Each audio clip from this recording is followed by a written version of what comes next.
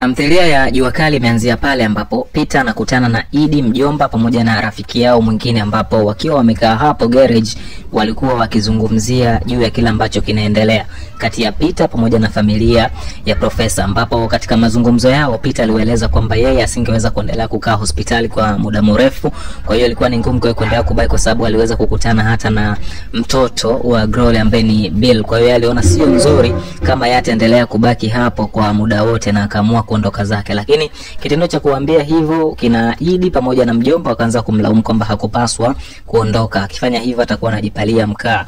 Lakini yeye akasema aliona sio vizuri kuendelea kubaki na asingeweza kukabiliana na vijana wote kama wangeweza kuja kwa wakati mmoja. Lakini wakati hilo likiendelea, upande mwingine ilikuwa ni hospitali kwa mzee Profesa ambaye alikuwa amepoteza fahamu na alikuwa amezimia tu, amelala kitandani, hazungumzi wala hapepesi chochote, ametulia tu. Na akiwa hapo Bizai alikuwa amekaa pembeni yake akimtazama, huku macho yake yakitokwa na machozi.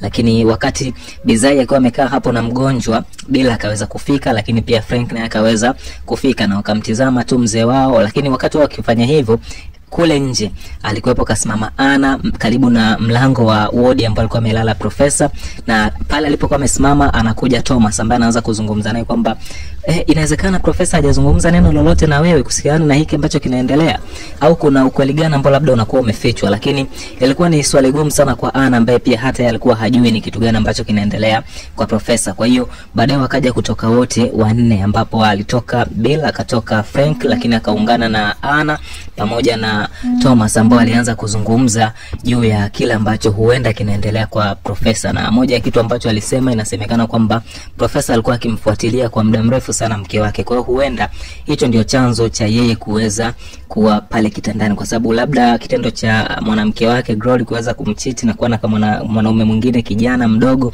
huenda kimemtia pressure. Lakini ilikuwa tu ni kama vile wana guess, hawana uhakika na hicho ambacho alikuwa akizungumza. Lakini upande mwingine ilikuwa ni upande wa Judith. Yeye alikuwa amekaa zake jikoni akipika, lakini wakati ambao alikuwa akipika ulikuwa ni wakati ambao Luka aliweza kurejea nyumbani na kuweza kumkuta akiwa anapika, na alipofika akaanza kumshikashika mara amkumbatie.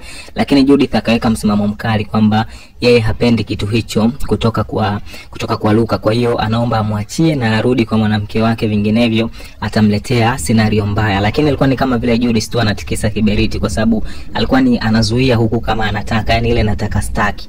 Lakini Luka hakukubali kuachana na hilo, akaendelea na akajikuta na mkumbatia na nini. Lakini wakati hilo likiendelea, upande mwingine sasa tukienda ni upande wa kwenye familia ya Regina, Davis, Enzo pamoja na Patrick, ambapo kwa upande wa Enzo na Regina wao waliweza kukutana na kuweza kuambizana vitu vingi sana. Lakini moja ya kitu ambacho waliambizana ni juu ya mahusiano ya Davis pamoja na Ana, swala ambalo linamchukua Regina moja kwa moja kwenda kwa Davis, ambapo anaenda kuzungumza naye kwamba inawezekanaje unakuwa na mahusiano na Ana, hujui kama ni mwanaume wa mtu. Lakini Davis anatia ngumu na hataki kabisa kuelewa, anasema najua kila kitu lakini sitaki ushauri wala sitaki kusikia chochote, kwa mimi na Ana tutaendelea. Lakini Regina alichomsisitiza Davis ni kwamba unajua, katika wanawake wote ambao umekuwa nao, umemkataa Rebecca, amekunywa sumu, sasa hivi yuko kitandani mahututi, lakini huyu ambaye unamfuata sasa hivi ndio chizi kweli kweli. Kwa hiyo Ana ni chizi kuliko vile ambavyo wewe ulikuwa unafikiria. Kwa hiyo ni kama vile umevamia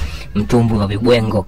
Lakini licha ya Davis kuambiwa ukweli huo, hakukubali kabisa, akaendelea kushikilia pale pale kwamba yeye hataki kuelewa na hata anataka kuona kwamba ndoa ya Ana ikivunjika ili yeye endelee kuwa na mahusiano ya